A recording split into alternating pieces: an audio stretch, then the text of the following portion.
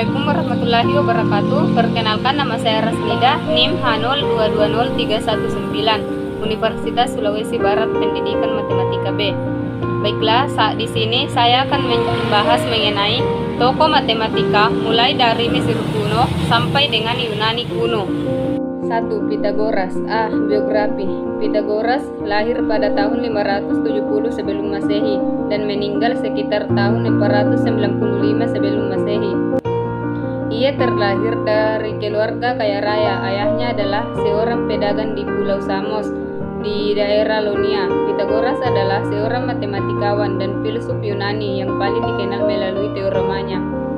Dikenal sebagai bapak bilangan, dia memberikan sumbangan yang penting terhadap filsafat dan ajaran keagamaan pada akhir abad ke-6 sebelum Masehi.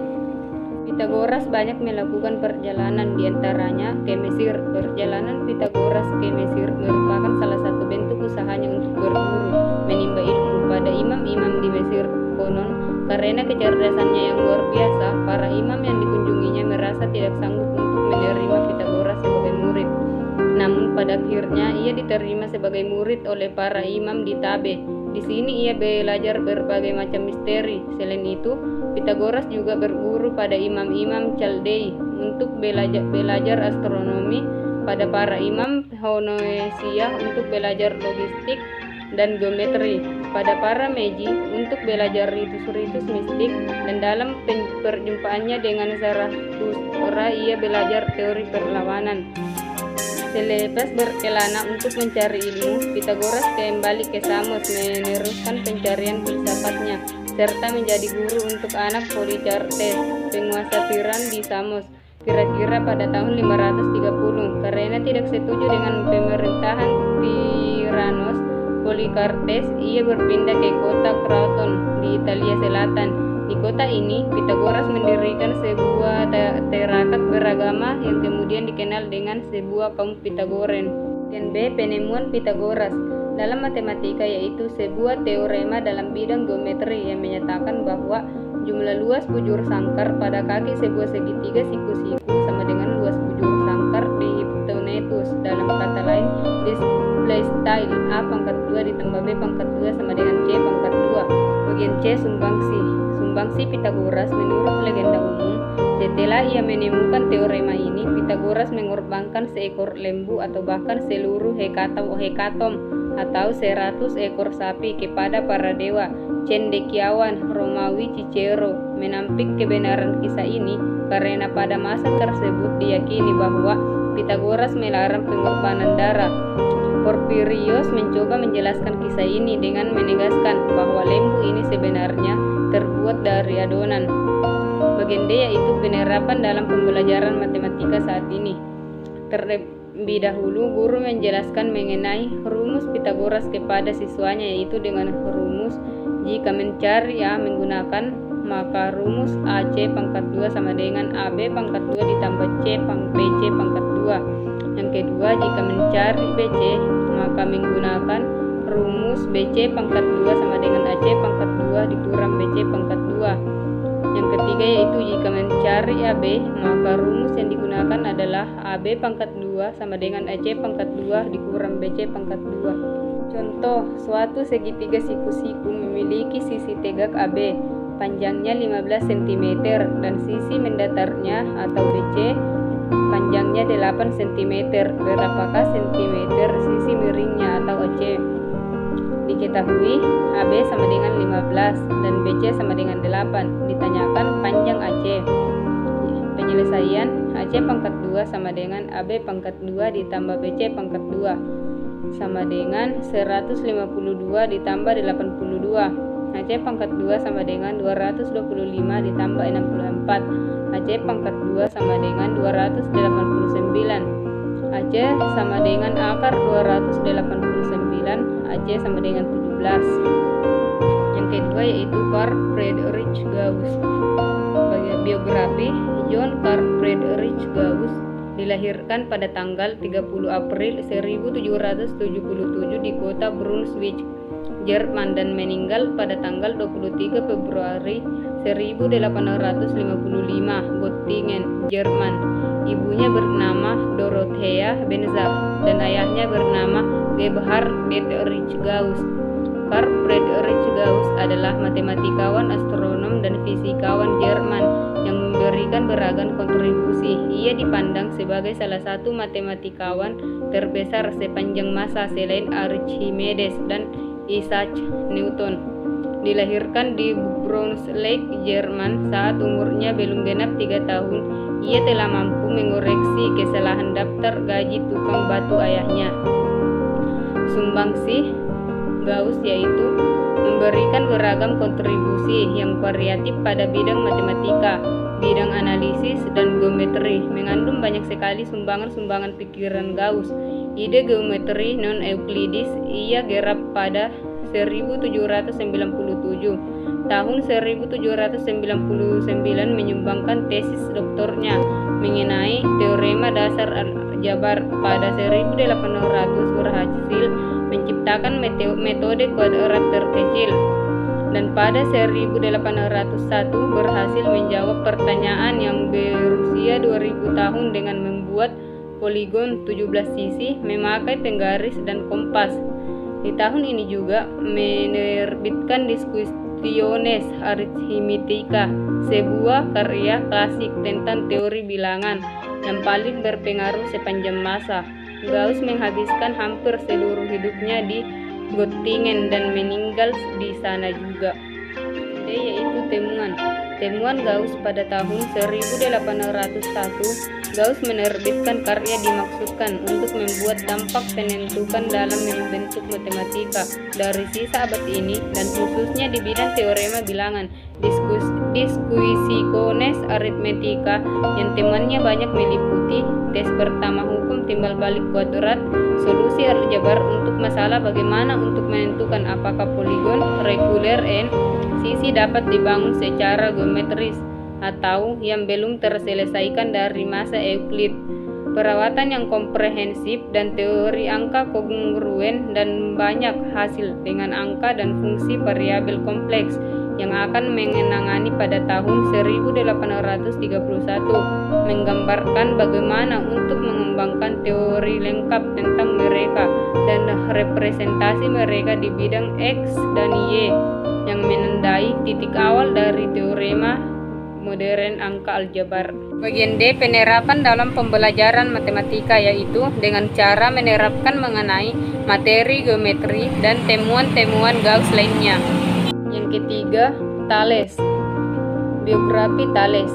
Thales adalah seorang filsuf yang lahir antara tahun 624 sampai dengan 625 sebelum Masehi di kota Miletus, yang merupakan tanah perantauan orang-orang Yunani di Asia Kecil, dan meninggal sekitar tahun 546 sampai 547 sebelum Masehi.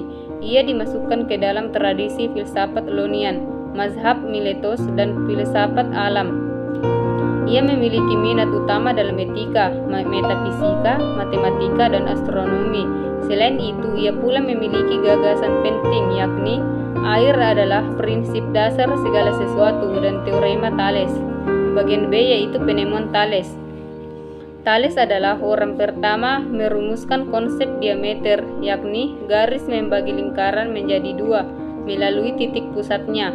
Kemudian ia juga menemukan besar dari sudut-sudut alas segitiga itu sama dengan kaki. Ia juga orang yang merumuskan bahwa sudut-sudut partikel terbentuk dari dua garis sejajar yang dipotong oleh garis lurus menghilang yang sama besarnya.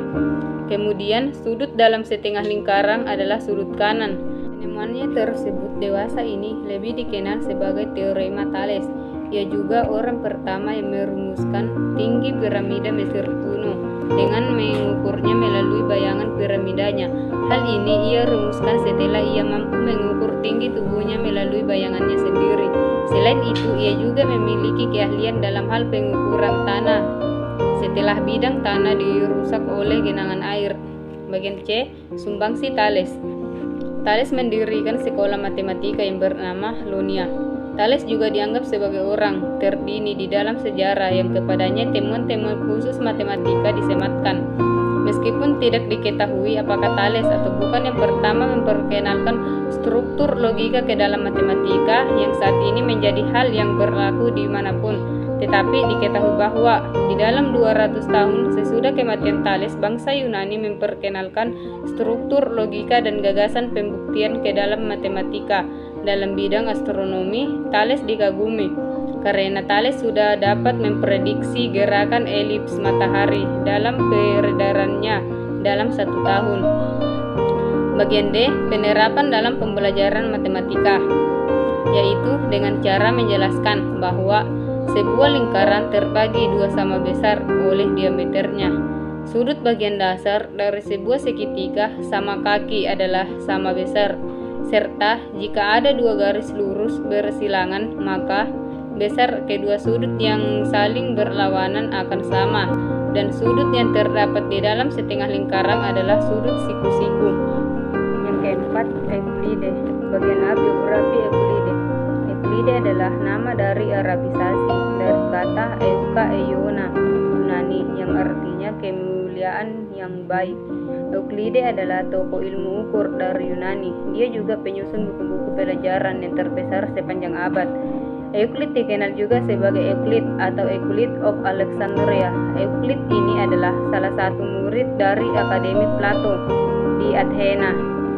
Selain kemasyhurannya, hampir tidak ada keterangan terperinci mengenai kehidupan Euclid yang bisa diketahui. Dia pernah aktif sebagai guru di Iskandaria, Mesir pada sekitar 300 sebelum Masehi. Tetapi kapan dia lahir dan meninggal tidak jelas, bahkan sulit diketahui di benua mana dan di kota mana dia dilahirkan. Yang jelas, ia hidup pada zaman Ptolemeus I atau 305 sampai 285 sebelum Masehi. Raja Mesir bekas jenderal kesayangan Alexander Agung, Ptolemeus I membuat kota Alexandria jadi ibu kota, jadi pusat perdagangan dan pusat ilmu pengetahuan. Ptolemeus I juga membuat perpustakaan yang terbesar di dunia pada zaman itu. Perpustakaan itu menyimpan 700.000 gulung naskah kuno. Euclid adalah orang pertama di dunia yang mendirikan sekolah matematika di Alexandria.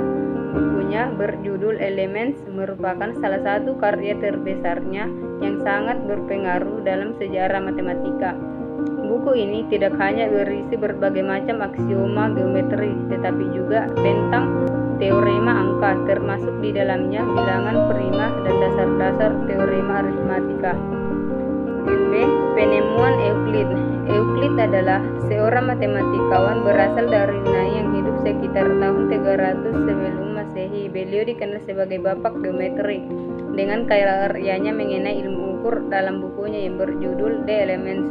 Dalam buku tersebut, ia menyatakan 5 postulat yang menjadi landasan dari semua teorema yang ditemukannya. Semua postulat dan teorema yang melalui ungkapan merupakan landasan teori tentang kedudukan titik, garis, dan bidang dalam ruang yang hingga kini masih digunakan.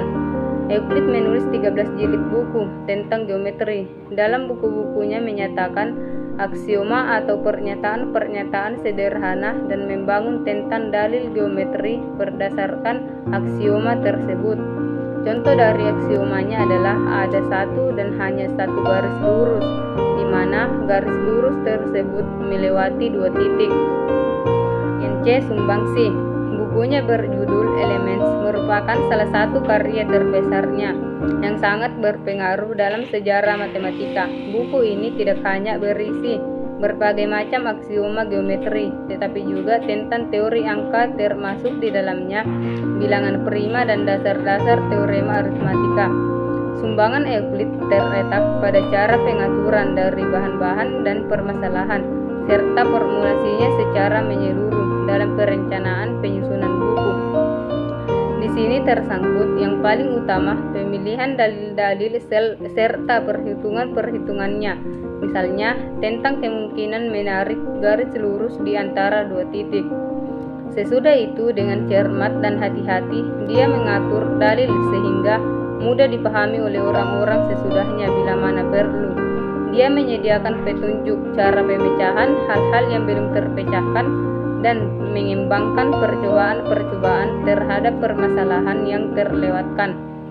Perlu dicatat bahwa buku The Elements selain terutama merupakan pengembangan dari bidang geometri yang terketat, juga di samping itu mengandung bagian-bagian soal aljabar yang luas. Berikut teori penjumlahan. Bagian D, penerapan dalam pembelajaran matematika, yaitu kita mempelajari mengenai konsep titik, garis, sudut, dan sebagainya. Yang kelima yaitu Diopantus. Bagian A, biografi Diopantus. Sedikit yang diketahui tentang kehidupan Diopantus. Dia tinggal di Alexandria, Mesir, mungkin dari antara tahun 200 dan 214 sampai 284 atau dengan 298. Sekitar tahun 250, seorang matematikawan Yunani yang bermukim di Alexandria melontarkan problem matematika yang tertera di atas batu nisannya. Dalam batu nisannya tertulis, di sini terletak Diopantus, keajaiban. Lihatlah.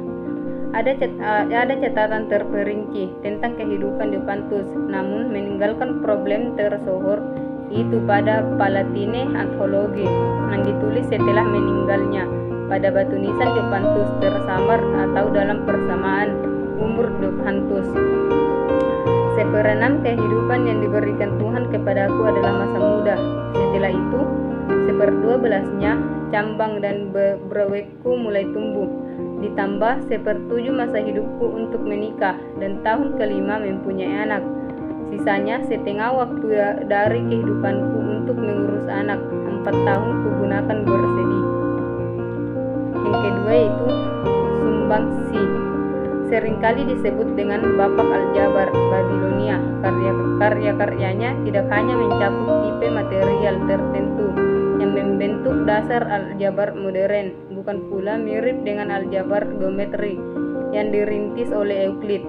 Mengembangkan konsep-konsep aljabar Babilonia dan merintis suatu bentuk persamaan, sehingga bentuk persamaan seringkali disebut dengan persamaan Diopantine Eucation, menunjukkan bahwa Diopantus cukup memberikan sumbangsi bagi perkembangan matematika. Oleh karena itu, Diopantus sering disebut dengan Bapak Aljabar karena ia memberikan kontribusi besar terhadap bilangan, notasi matematika, dan aritmetika. Penemuan Diopantus yaitu menciptakan dasar untuk aljabar, dan pada kenyataan banyak matematika canggih didasarkan pada aljabar. Yang keempat yaitu penerapannya dalam pembelajaran matematika. Contoh, diketahui bilangan jumlah 20 dan jumlah kuadratnya 208. Angka bukan diubah menjadi X dan Y, ditulis sebagai 10 ditambah X dan 10 dikurang X dalam notasi modern. Selanjutnya 10 ditambah X kuadrat ditambah 10 dikurang X kuadrat sama dengan 208, diperoleh X sama dengan 2, dan bilangannya yang tidak diketahui adalah 8 dan 12. Archimedes 287 sampai 212 sebelum Masehi. Biografi Archimedes. Ia adalah ahli matematika dan penemu dari Yunani yang terkenal. Ia belajar di kota Alexandria, Mesir. Pada waktu itu, ia menjadi raja. Di Sirakusa adalah Hieron II, sahabat Archimedes. Archimedes sendiri adalah seorang matematikawan, astronom, filsuf, fisikawan, dan insinyur berbangsa Yunani. Ia dibunuh oleh seorang prajurit Romawi pada penjarahan kota Siracusa. Meskipun ada perintah dari jenderal Romawi Marcellus bahwa ia tak boleh dilukai, sebagai sejarawan matematika memandangnya sebagai salah satu matematikawan terbesar sejarah, mungkin bersama-sama dengan Newton dan Gauss. Yang kedua penemuannya yaitu Archimedes menemukan perhitungan dalam menghitung luas lingkaran. Ia adalah ahli matematika terbesar sepanjang zaman dan di zaman kuno. 3 karya Archimedes membahas geometri bidang datar, yaitu yaitu pengukuran lingkaran, kuadratur dari parabola dan spiral. Bagian C, sumbangsinya. Dalam matematika, kontribusi Archimedes tercatat mulai dari pemecahan masalah dengan menggunakan apa yang kita kenal sekarang sebagai kalkulus, hingga teori bilangan dalam geometri. Nama Archimedes melekat pada rumus lingkaran dan penerapannya dalam pembelajaran matematika, yaitu tentang teori Archimedes, yaitu dalam pembelajaran geometri dan lingkaran.